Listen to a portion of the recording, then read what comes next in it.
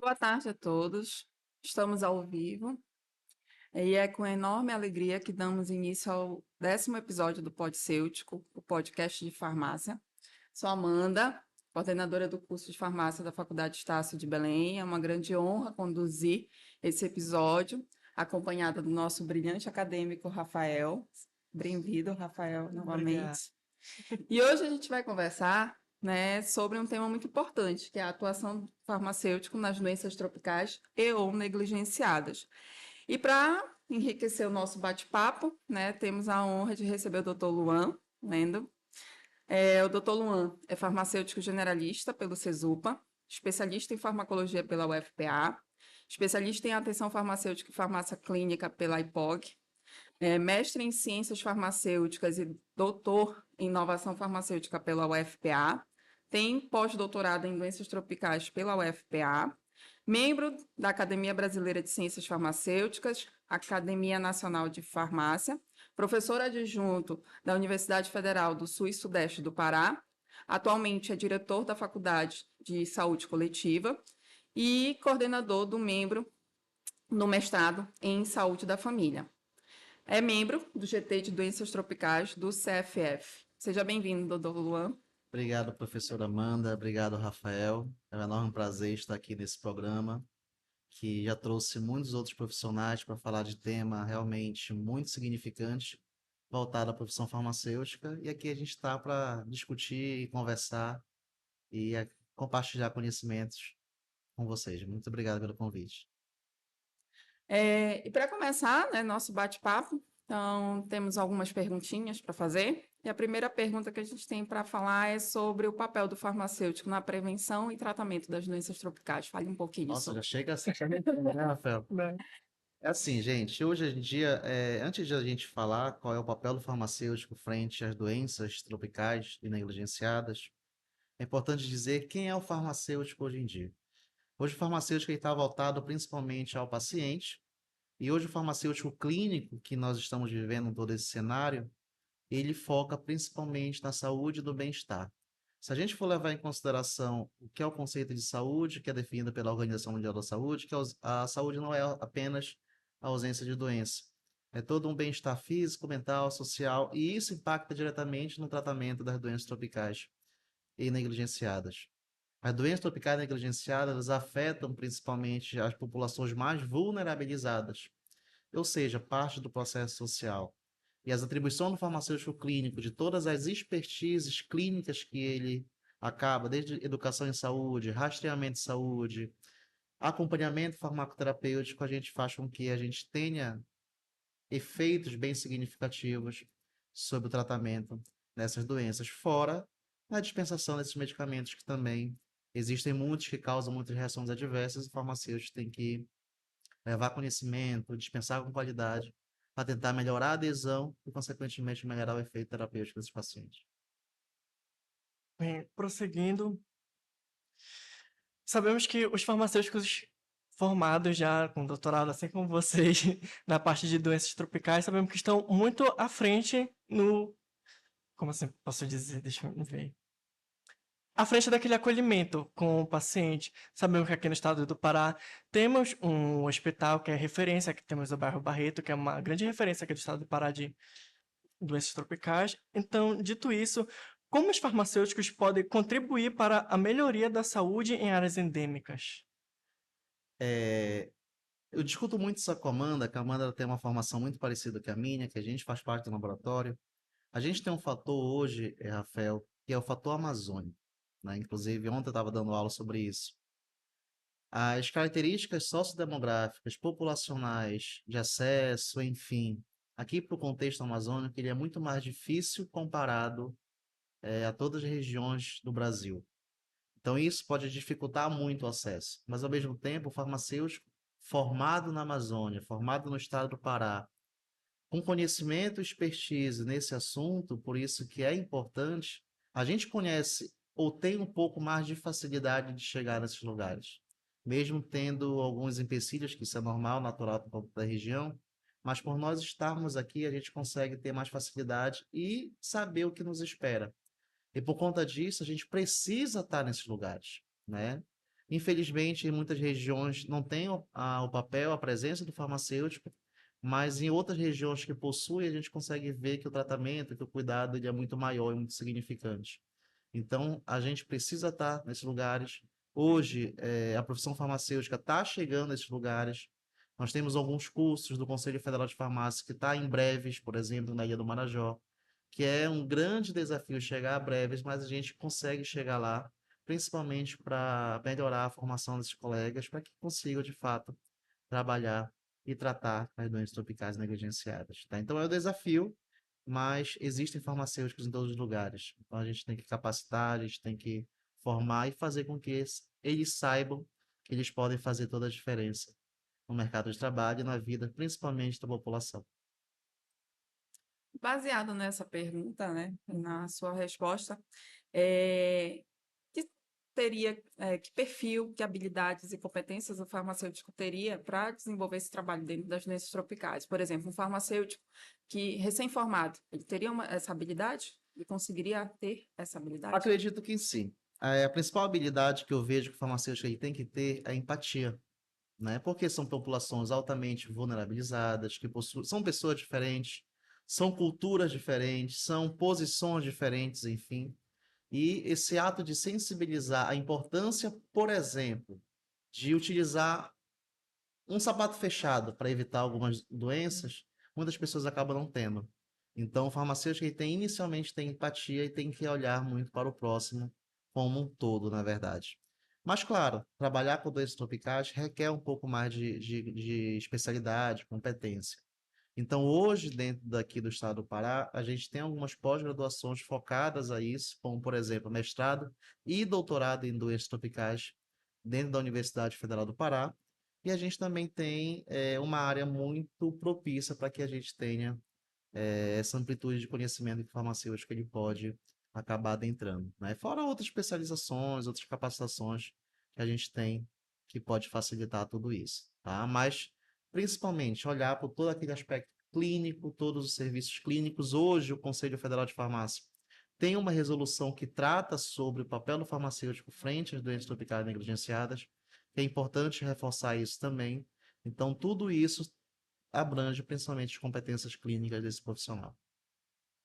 Bem, sabemos que na nossa área farmacêutica, assim, não temos, digamos, um orçamento infinito, assim, em geral. Sabemos que temos um orçamento, assim, para cada tipo de medicamento, manipulação e coisas, enfim. Então, baseado nisso, nas próximas perguntas, quais são os desafios no desenvolvimento de medicamentos para as doenças tropicais?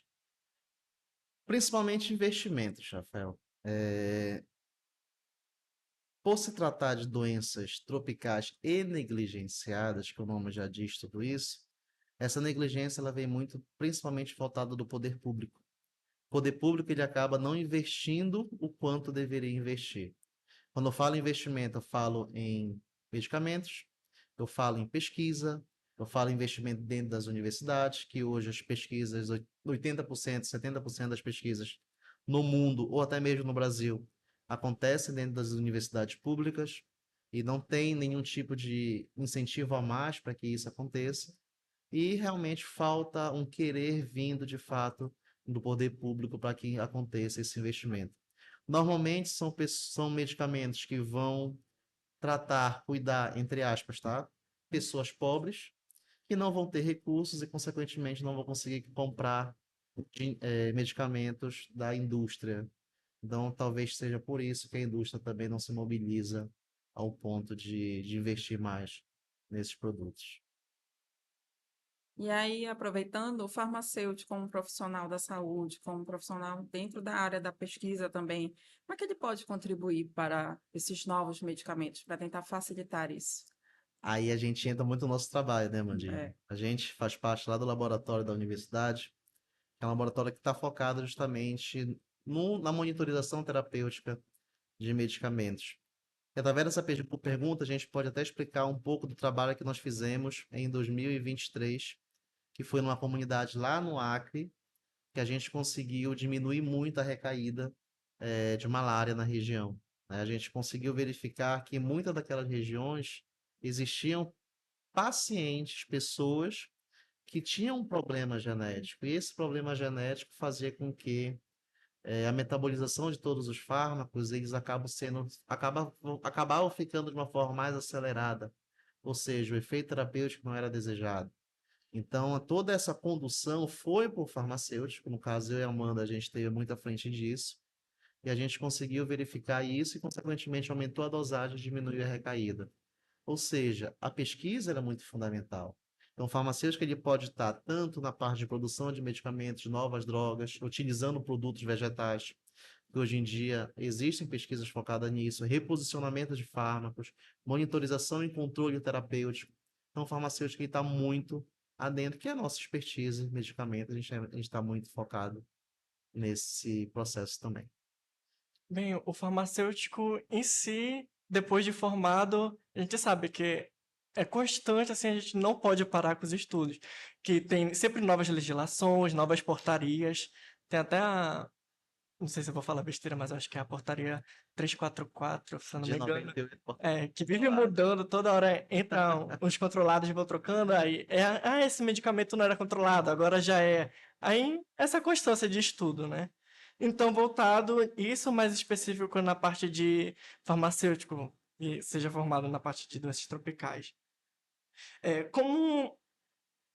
Peraí que eu até perdi. Quais são as oportunidades de capacitação e desenvolvimento profissional para farmacêuticos que trabalham com doenças tropicais? Como eu te falei, essa parte da legislação é importante reforçar um pouco na graduação de vocês. Por muito tempo eu fui professor de ética e legislação. E a gente via que isso era uma afeição dos alunos, não gostavam. E a gente consegue ver que na prática é necessário a gente ter toda essa expertise. Mas como eu disse, como é que o farmacêutico ele pode se especializar nisso? Hoje, aqui dentro do estado do Pará, a gente tem grandes centros de pesquisa voltado a isso. Por exemplo, o Instituto Evandro Chagas. O Instituto Evandro Chagas é vinculado à Fiocruz. A Fiocruz hoje incentiva ou até mesmo oferece cursos de capacitações em determinadas áreas. Além disso, é importante também que dentro da universidade, já reforçando novamente, existe programa de pós-graduação que tem professores excelentes e programas específicos voltados às doenças tropicais. Tem doenças tropicais do núcleo de medicina tropical, tem do BAIP, que é doenças parasitárias, dentro do Estudo de Ciências Biológicas. O próprio programa de ciências farmacêuticas, dentro da Faculdade de Farmácia, tem professores como o professor José Luiz Fernandes Vieira, que é uma referência mundial, talvez, na parte de monitorização de fármacos, voltada a doenças tropicais. Tem um Bionorte, na qual eu sou vinculado, que a gente também trabalha com a parte de polimorfismo genético. Ou seja, aqui dentro do estado, e também dentro do contexto da região amazônica como um todo, por exemplo, Manaus tem muita gente boa que trabalha com isso. Então existem oportunidades, só basta de fato o farmacêutico não entender que a pós-formação é apenas farmácia comunitária. A farmácia comunitária é apenas um leque de mais de 135 áreas de atuação.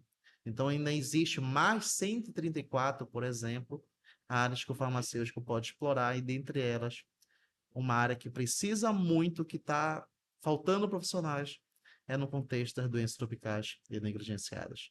Mas precisa se especializar e entender um pouco todo esse contexto. Luan, dentro da tua fala, você falou sobre a questão do acesso a breves, né, em termos de curso. O Conselho está tendo vários cursos no interior do estado e um deles é em breves. Uhum. E aí, pegando esse gancho, né, a gente fala quais seriam os desafios em relação ao acesso de medicamentos para essas doenças tropicais em áreas endêmicas. Então, vamos pensar aí, regiões quilombolas, indígenas, que o acesso é extremamente, né, dificultoso. Não vou nem dizer apenas o acesso, Amanda, mas assim, regiões indígenas, a gente também tem que levar em consideração a cultura da população, da comunidade indígena. E muitas delas acabam não levando em consideração o uso de medicamentos. A gente tem relatos, inclusive, por exemplo, na terra Yanomami, que existem várias informações jornalísticas por aí, que os pacientes, que os indígenas não tomam medicamento, porque eles preferem utilizar os medicamentos que eles produzem, etc. e tal. Então é por isso que a gente tem essa dificuldade também de adentrar a essas comunidades. Por isso que um dos principais pilares é a empatia. Então, o farmacêutico aí tem que entender todo esse contexto, tem que entender que as pessoas são diferentes, culturas diferentes, para que a gente consiga sensibilizar e tentar agregar esse acesso. Mas acesso mesmo logístico, transporte, que a região norte já sofre muito por conta disso. Então tudo acaba sendo um pouco mais demorado para a gente. Bem, agora mudando um pouco, quais são as principais doenças negligenciadas que afetam a população mundial? Vai, malária, vai. Me ajuda aí. Nós temos malária, tuberculose, o que mais? Amarelo. Febre amarela, hanseníase. Hoje eu estou em Marabá.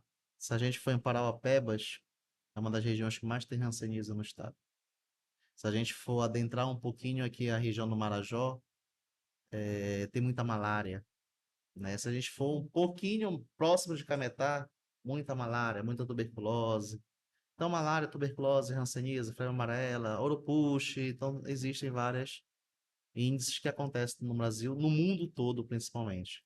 Vou dar um exemplo. Aqui no Brasil é muito mais malária viva, que se fora a falciparu ele acaba sendo tendo mais tendo maior quantidade. Então isso vai depender muito de cada região, tá? Então não podemos esquecer também que faz parte de uma doença tropical, que é o acidente por animais peçonhentos, também que é muito endêmico, prevalente, na verdade, aqui na nossa região, a região amazônica. O que a gente pode, como farmacêutico e até dentro das políticas em saúde pública, né, podem fazer estratégias que possam garantir a disponibilidade e o acesso desses medicamentos? Primeiramente, a gente tem que ter, isso no meu ponto de vista, é fortalecer a vigilância, né? A gente precisa ter essas notificações, aconteça essas notificações. Também isso, a notificação é um papel do farmacêutico.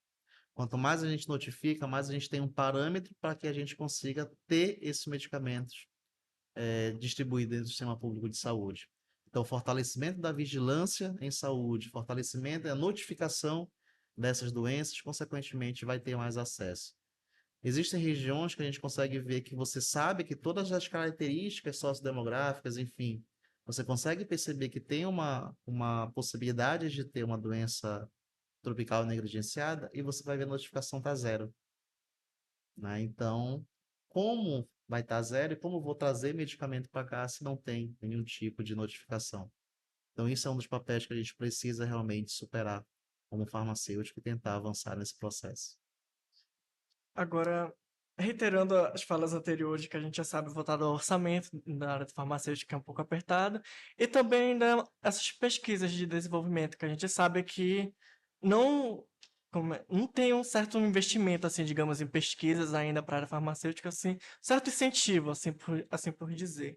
Então, seguindo isso, quais são as oportunidades de pesquisa e desenvolvimento de medicamentos para as doenças negligenciadas?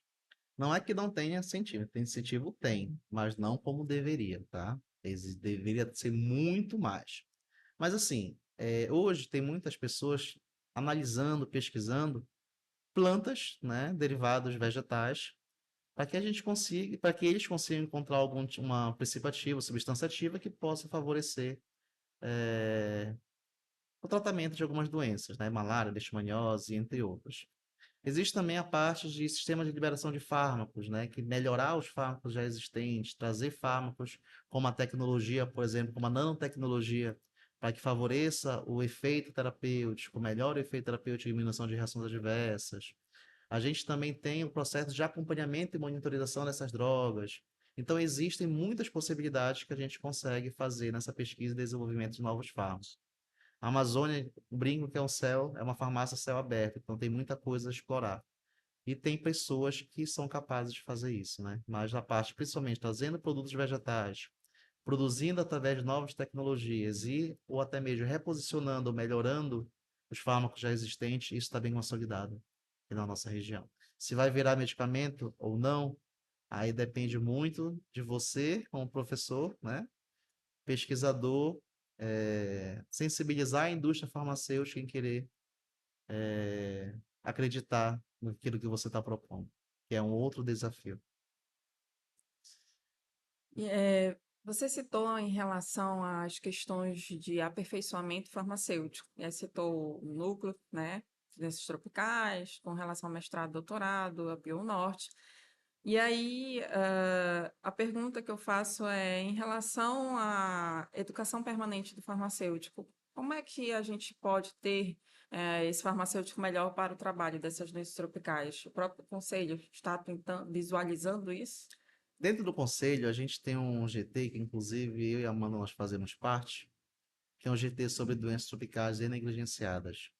A gente, todas as nossas reuniões, a gente está conversando muito sobre isso e o que é que, como o conselho, pode tentar capacitar, mesmo não sendo uma atribuição legal do conselho, mas o Conselho Federal de Farmácia, ele faz esse tipo de capacitação. Mas o que é que o profissional pode fazer e ter realmente esse conhecimento?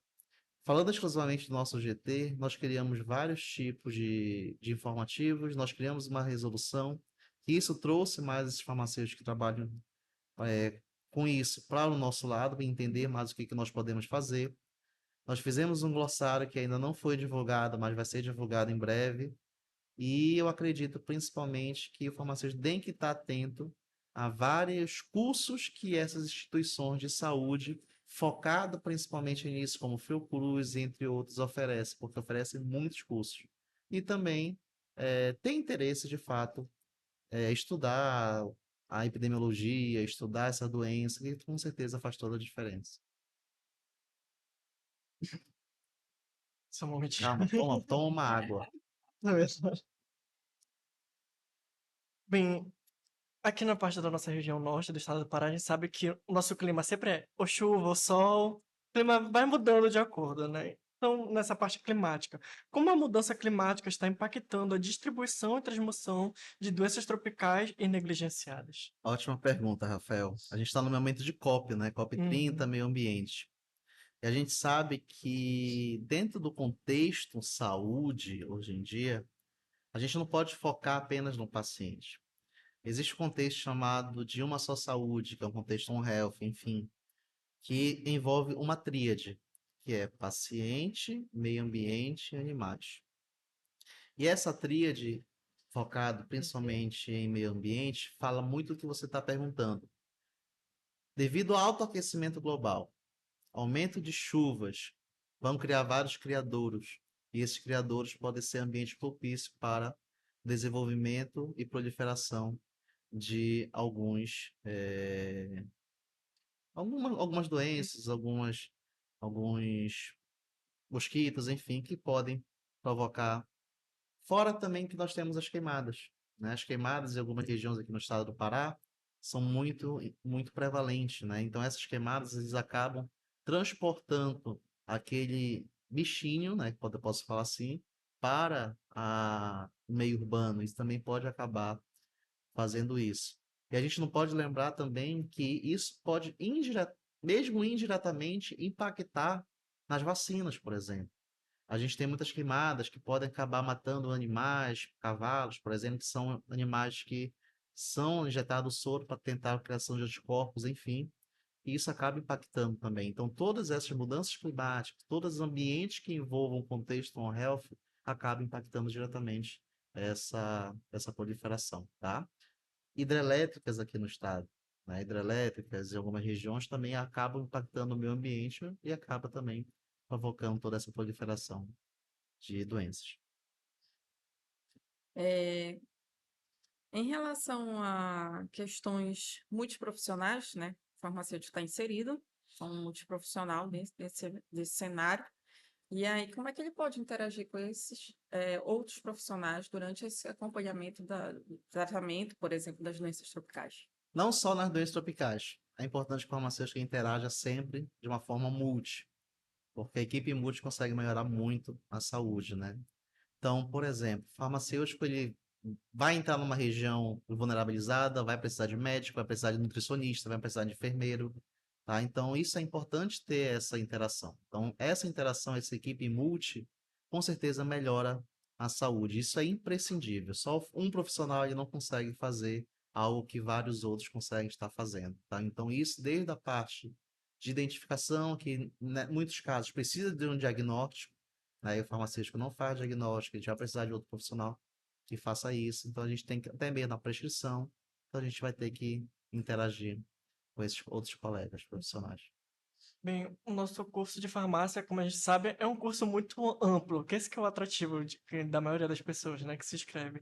Então, diante disso, quais são as oportunidades de carreira para farmacêuticos que trabalham com doenças tropicais e negligenciadas? Olha, a professora Amanda, ela é expert nisso, ela é a coordenadora de vocês, e eu tenho Entrevista do certeza professor. que ela puxa muito isso.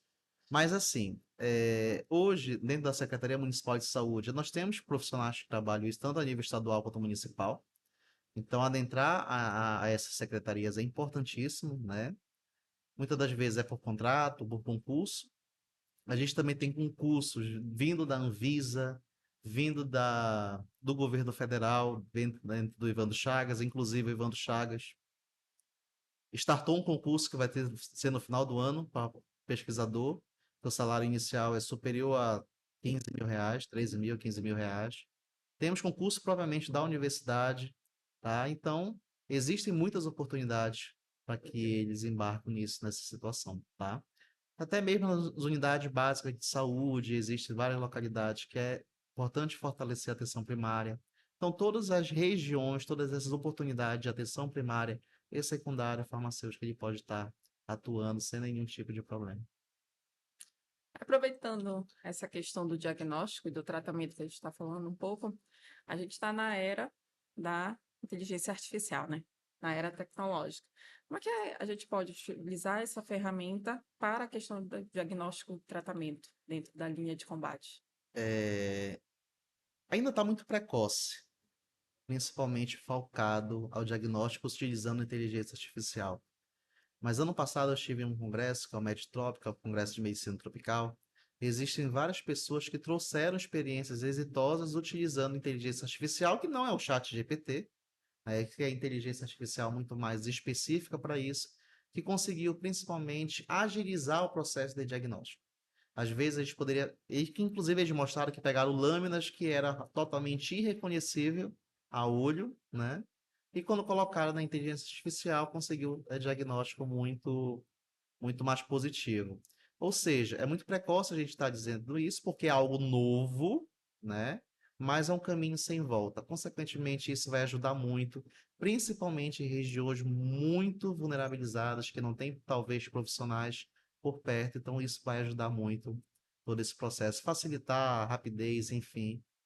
Não apenas as doenças tropicais, mas todas no contexto de saúde no mundo. Que é um caminho sem volta, como eu acabei de dizer. Bem, a farmácia em si acho que podemos dizer que é um pilar dentro da área da saúde, né?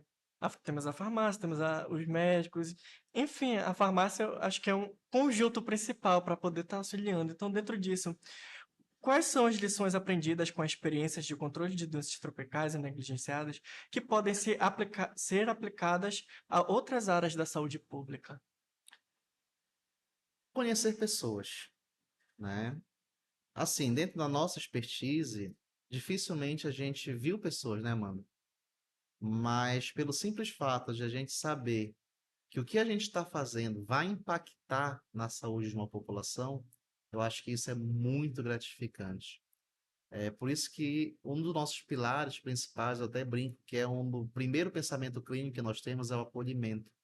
Então, a partir do momento que a gente conhece e o que a gente sabe a nossa importância frente ao caráter social, ao caráter, enfim, frente ao paciente, eu acho que isso é muito gratificante. Que muitas das vezes, em muitas das áreas, a gente não consegue observar. Mas com todo esse tempo que a gente trabalha com doenças tropicais, eu acho que o principal papel é o que a gente faz, que é dentro do nosso laboratório, que a gente acaba produzindo, isso vai impactar ou até mesmo salvar a vida lá na frente. Acho que isso fica com mais detalhes e mais importância. Falando de impactos, né? O que a gente tem como principais desafios na luta contra essas doenças? Primeiro, a gente tem o desafio eliminar. Eliminar é muito difícil acontecer, né? Mas a gente tem controlar talvez seja o maior desafio. A gente saiu de uma pandemia, que é a Covid, A gente teve muitos casos de mpox há pouco tempo atrás, que muita gente ficou altamente desesperada pela situação. A gente tem surtos de dengue, a gente tem surto de doença de Chagas, a gente tem surto de malária. Então, eu acho que em um país em desenvolvimento, que é o Brasil, que é um país emergente, não poderia passar por isso, né? Infelizmente, a gente tem muitas regiões muito vulnerabilizadas que precisam de um saneamento básico e não possui. Eu acho que um dos principais desafios é tentar melhorar a vida dessa população através de condições sociais. Se melhorar consequentemente isso, consequentemente melhora também não apenas essas doenças, mas muitas outras. Mas melhorar as políticas públicas, melhorar o saneamento básico, melhorar investimento, então tudo isso é um dos grandes desafios que a gente precisa superar. Bem, nesse meio, quais são as oportunidades de inovação e empreendedorismo em doenças tropicais? Inovação a gente já falou, né? Que são a possibilidade de novos medicamentos. Empreendedorismo aí é um pouco mais difícil, né? Mas, por exemplo, os laboratórios não são focados exclusivamente nisso. Mas, ao mesmo tempo, qual é um grande diferencial? Hoje, um diagnóstico para doenças tropicais é muito demorado. E se tivesse, por exemplo, pessoas que tivessem um laboratório ou tivessem uma estrutura que conseguisse diminuir isso, eu acho que poderia ganhar um pouco mais de dinheiro. Investir em vacinas, por exemplo, né? Até brinco que o farmacêutico ele precisa investir em clínica de vacinação. Existem algumas vacinas para gripe, que acaba sendo concentrada apenas em algumas regiões, em algumas localidades, desculpa. Então, isso são possibilidades de inovação. O farmacêutico ele pode estar investindo. E aí, falando do nosso farmacêutico, né? Como é que esse farmacêutico pode contribuir, principalmente, para a melhoria da saúde em áreas onde a gente tem uma situação crítica? E aí, falando, por exemplo, em áreas em que tem a parte do extrativismo mineral, extrativismo vegetal, né? Aquelas regiões, principalmente regiões de muito conflito. Aí é um pouco mais difícil, mano. Porque assim, até em regiões de muito conflito, a gente tem muita dificuldade de acesso. Vou te dar um exemplo. Hoje, a gente está com uma aluna de doutorado que está querendo trabalhar em uma região de muito conflito, que é a região de Serra Pelada. E a gente está há mais de 6 meses tentando falar com pessoas de lá, falar com políticos, falar com secretários, e a gente está tendo uma dificuldade. O porquê essa dificuldade eu não consigo expressar para vocês, mas é muito difícil ter acesso a isso, tá? Mas não é impossível.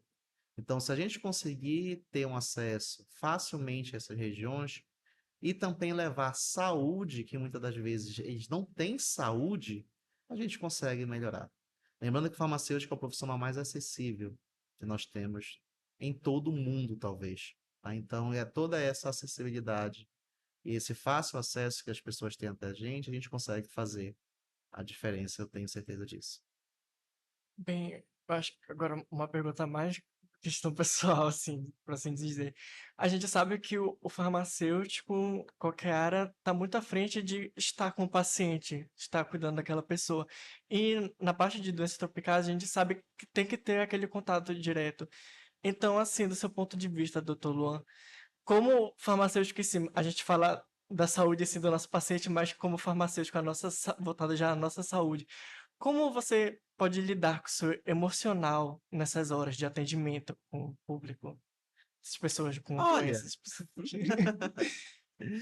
assim, eu acho que todo profissional da saúde, independente se for farmacêutico, se for enfermeiro, médico, enfim, a gente, nós somos seres humanos, isso não tenho dúvida, a gente sente emoções, a gente sente isso, mas a gente tem que trabalhar muito com a forma racional. A gente não pode nos deixar muito levar pela emoção, porque senão a gente vai adoecer, né? A gente, até mesmo quem está na farmácia, lidar com várias situações no dia a dia, e se a gente absorver 100% para isso, a gente vai adoecer. Então, acho que para ser profissional da saúde, não é que a gente vai ficar um pouco mais frio, não é isso. Mas a gente tem que entender que a gente tem um papel a ser feito e a gente tem que fazer aquele papel, né? Depois a gente chora, depois a gente, enfim, mas naquele momento a gente tem que criar realmente uma força que surge, né? E a gente tem que fazer o nosso diferencial. É difícil, mas é o nosso papel. Tem mais alguma pergunta? Não. Então, vamos encerrar com uma última pergunta, doutor Luan. Como o farmacêutico pode ajudar a promover a conscientização sobre as doenças tropicais e negligenciadas? Dei um final, vai. Como pode ajudar, Amanda? Eu acho que não apenas o farmacêutico, mas a gente tem que sensibilizar as pessoas, a gente tem que sensibilizar o poder público, a gente tem que sensibilizar os meios de comunicação, para que as pessoas entendam que, por exemplo, açaí a gente não pode tomar de qualquer lugar. Que a gente entenda que a máscara ela é fundamental, o álcool em gel é fundamental.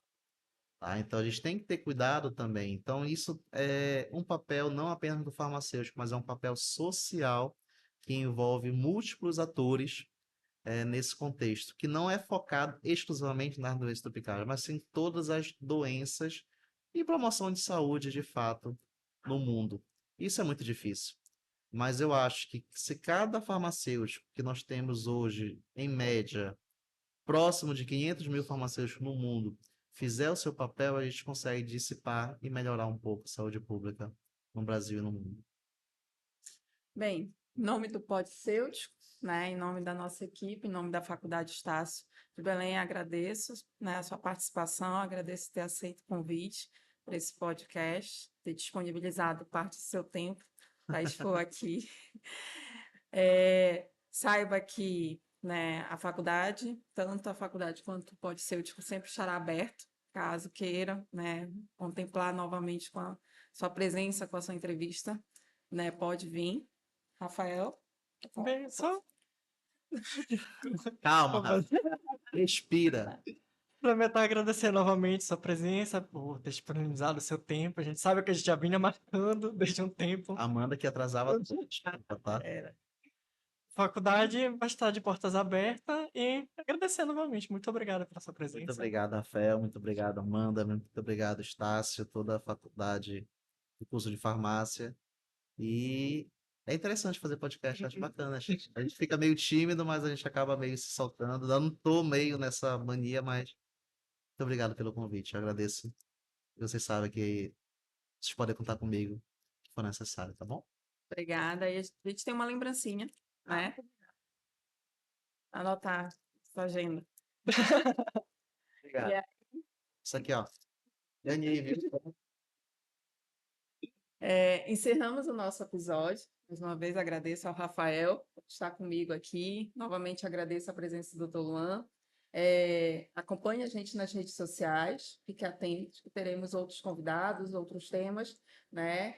Para que a gente possa debater sobre a atuação do farmacêutico dentro do contexto da saúde única. Obrigada e tchau, tchau. Tchau, tchau. Obrigado.